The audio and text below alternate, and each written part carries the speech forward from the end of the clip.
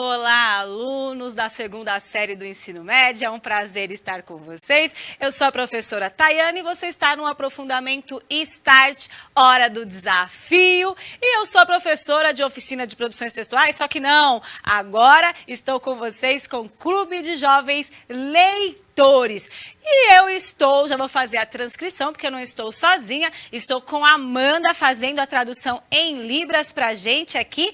Eu estou com uma camiseta amarela, com um blazer preto, com uma calça preta, uma sapatilha nude, né, beijinha, tenho os cabelos longos, sou branca e o meu sinal é esse daqui. E vamos já para a aula de hoje, que é a maior flor do mundo. Vamos para essa aula que promete muito no dia de hoje. Tá? Então, o que a gente fez na aula anterior? A gente refletiu sobre as expectativas que a gente tinha, né? E falamos um pouquinho sobre práticas de leitura. E eu tenho também aí, navegar no cyberespaço, que é para vocês lerem um pouquinho mais sobre o perfil leitor, tá bom? Então, printa aí a tela, depois vocês podem pesquisar um pouquinho.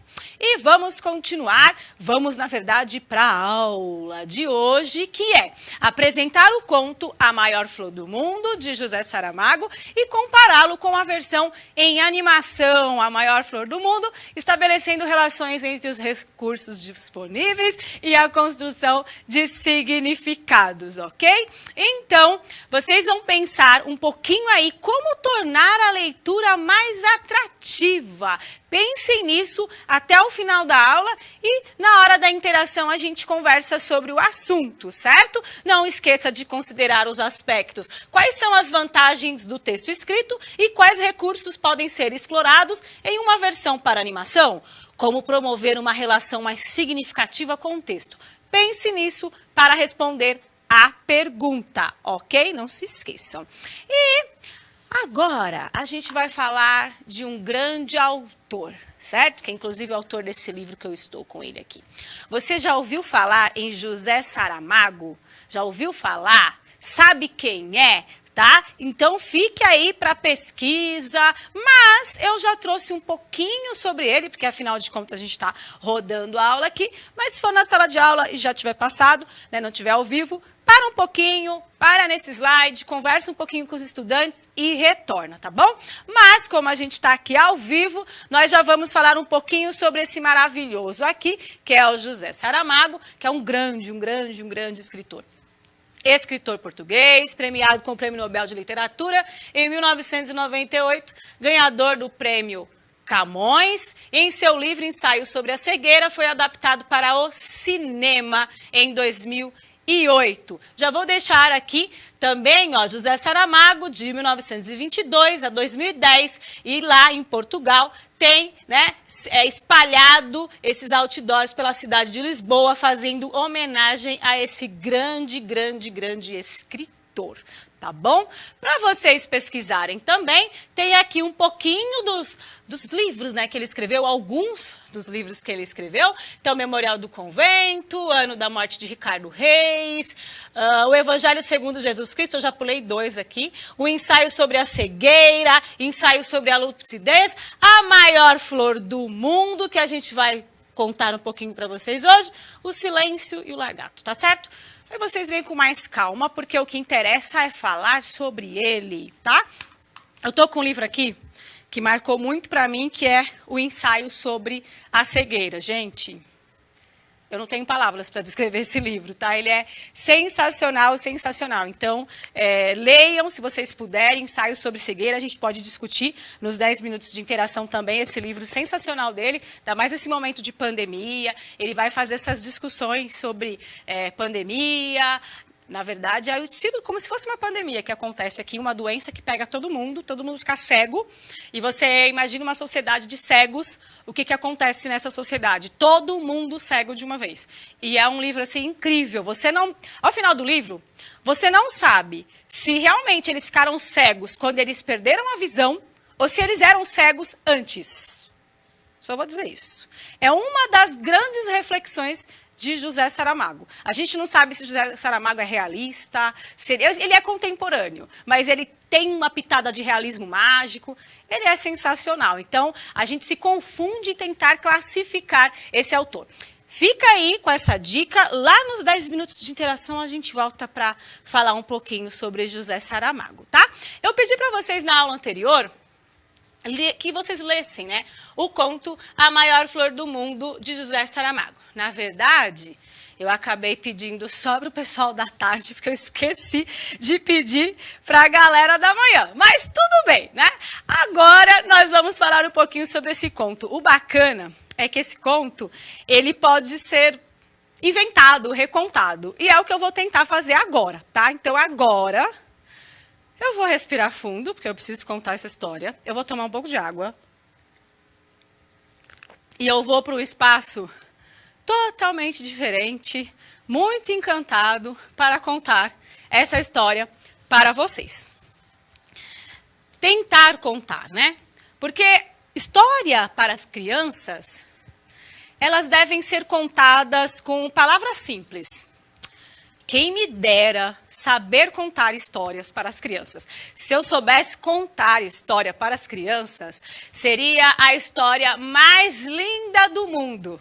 Seria uma história jamais vista, nem mesmo lá nos contos de fadas. Ninguém ia chegar perto da história que eu ia contar. Ia ser uma história magnífica.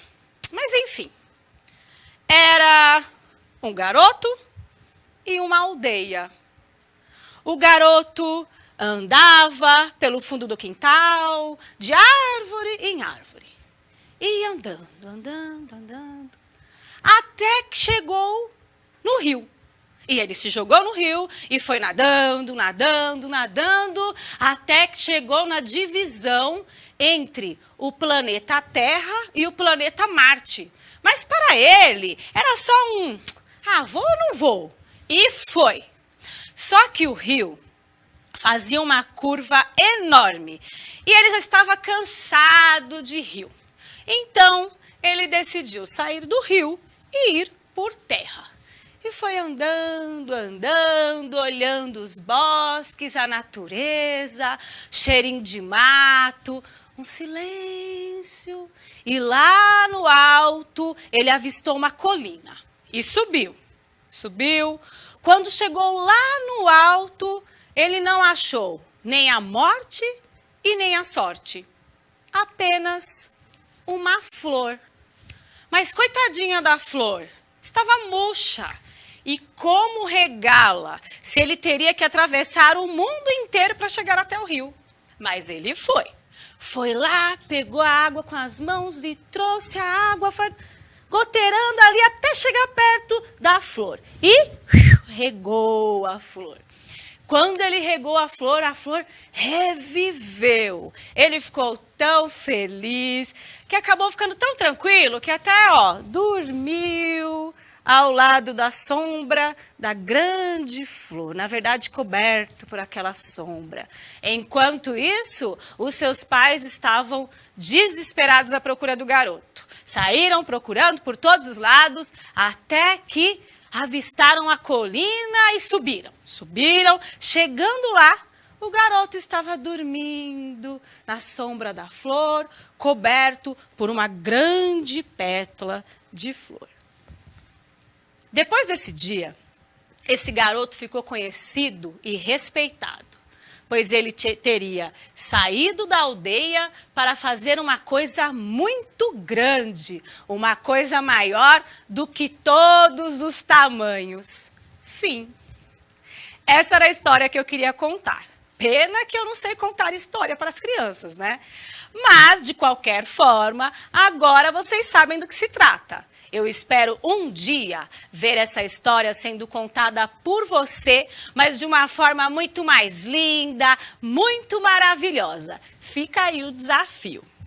Gente, Essa foi a história, né, que nós acabamos de contar. Cada um conta do seu jeito. Isso que é maravilhoso no Saramago, que ele deixa cada um contar a história do seu jeito, tá? Então, quem leu a história sabe que eu fiz uma adaptação aqui, né? Quem não leu não tem problema, vai ler depois, A Maior Flor do Mundo. E agora que vocês meditaram um pouquinho nessa história, a gente vai lá no vídeo que eu separei para vocês, e aí vocês verão essa mesma história contada em uma animação, com alguns recursos diferentes desses que eu usei aqui. Então agora vamos à história contada aí em animação para vocês. Vamos lá?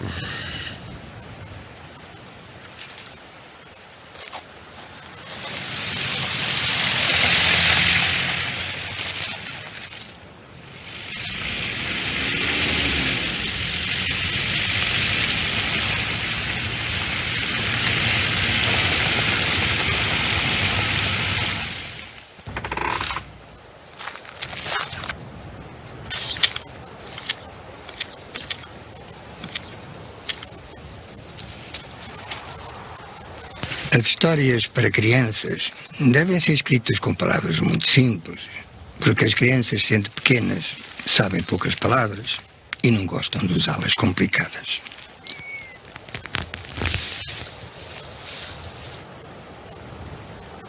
Quem me dera saber escrever essas histórias, mas nunca fui capaz de aprender e tenho pena.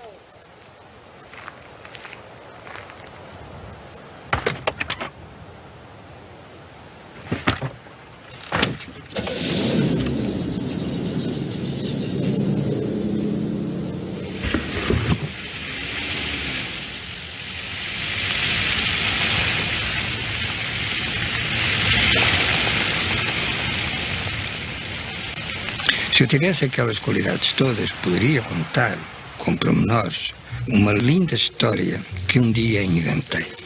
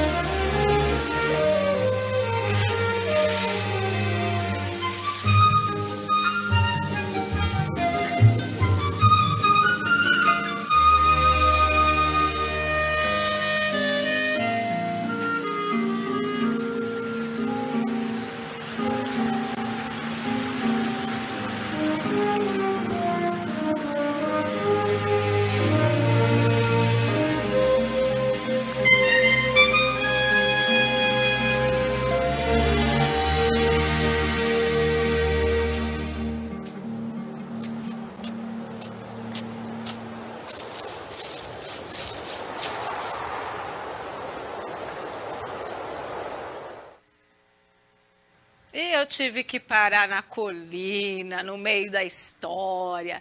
Mas depois vocês podem ver esse vídeo com mais calma. Vou deixar a indicação para vocês, tá bom? Deixa eu ver se tem por aqui.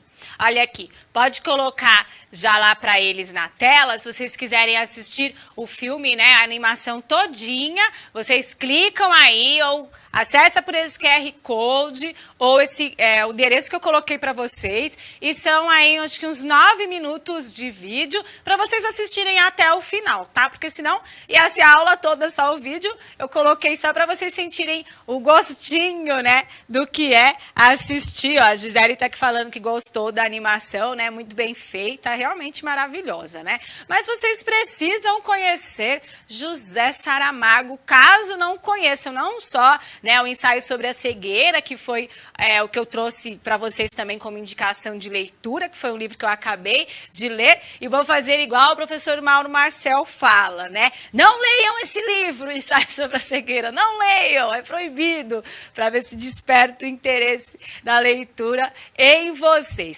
E fazendo essa reflexão, gente, na sala de aula dá para comentar tanto sobre esse conto, né? Sobre essa coisa da infância, do contar histórias, do como contar essas histórias, que dá para trabalhar um semestre, né? Porque José Saramago, ele é muito profundo, ele é muito profundo, eu não tenho outra palavra para falar sobre ele. Uma das frases que ele fala e que eu gosto bastante é: o problema não é que as pessoas tenham opiniões, isso é ótimo. O drama é que as pessoas tenham opiniões sem saber do que falam, né? Então ele é um cara extremamente crítico, intelectual, né? Um cara extremamente crítico, intelectual. E sobre aí as tendências de José Saramago, é difícil a gente entender todo esse universo. Por enquanto, a gente fica aí, né, com o conto que eu acabei de trazer para vocês e pensar, né, como tornar a leitura mais atrativa. Ele não jogou um desafio para gente?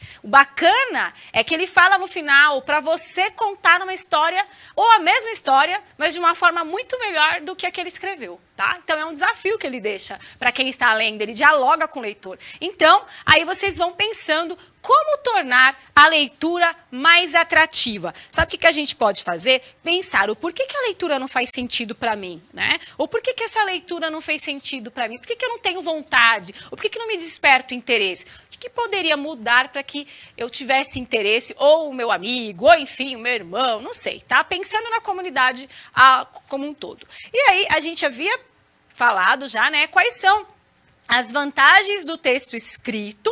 Porque o texto escrito tem umas vantagens. Quem lê o conto sabe a vantagem que é.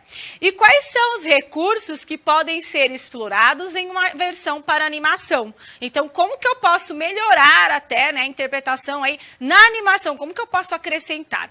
Como promover uma relação mais significativa com o texto? Então, no meu caso, quando eu fui contar e pensar como eu deveria contar, desde a escolha desse cenário, como eu deveria falar, em que momento da aula e tudo, e o enredo, isso me aproximou muito mais do texto ao ponto de me emocionar. Eu me emocionei quando eu estava ensaiando. Assim, eu vi escutando no carro até aqui, eu gravei minha fala e vi escutando até aqui para não esquecer ali o enredo, né?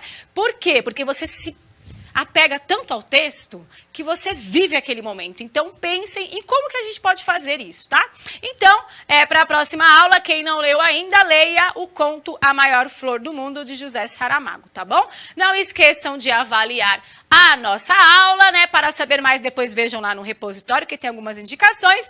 E a gente volta daqui a pouquinho para falar com vocês aí no aplicativo ao vivo, tá bom? Beijo grande e até a próxima aula. Tchau, tchau.